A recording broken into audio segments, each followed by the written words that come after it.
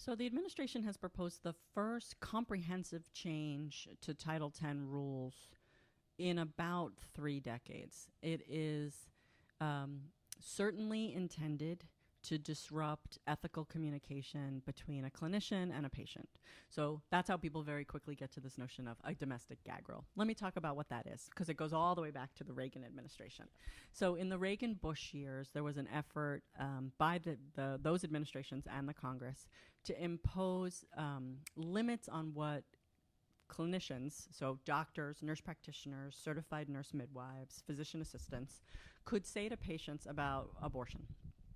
Today in the Title X program, again, patient-led. If a patient comes in pregnant or has a positive pregnancy test at her visit, the patient leads the conversation.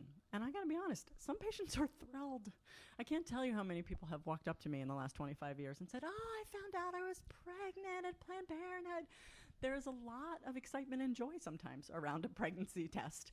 And there's also sometimes deep ambivalence, confusion, surprise, and sometimes it is dismay, it is horror, it is fear.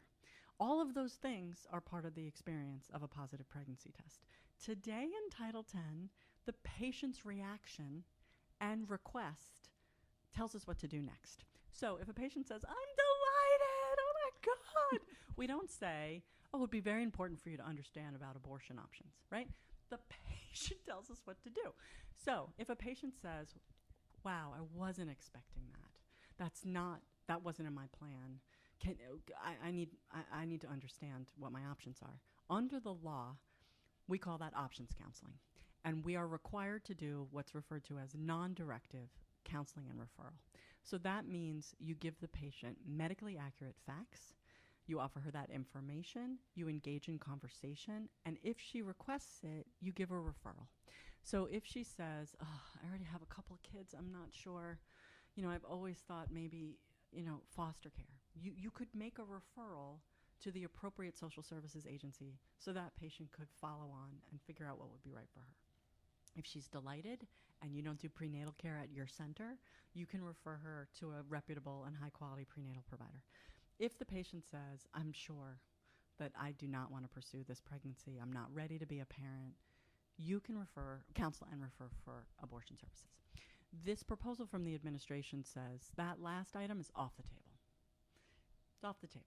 So instead of engaging with the patient and listening to what that patient has to say, you take an option immediately away and begin to focus on just one or the other. So just prenatal care or just social services. And it actually goes further. It says that if the patient is pregnant, you have to refer for those services.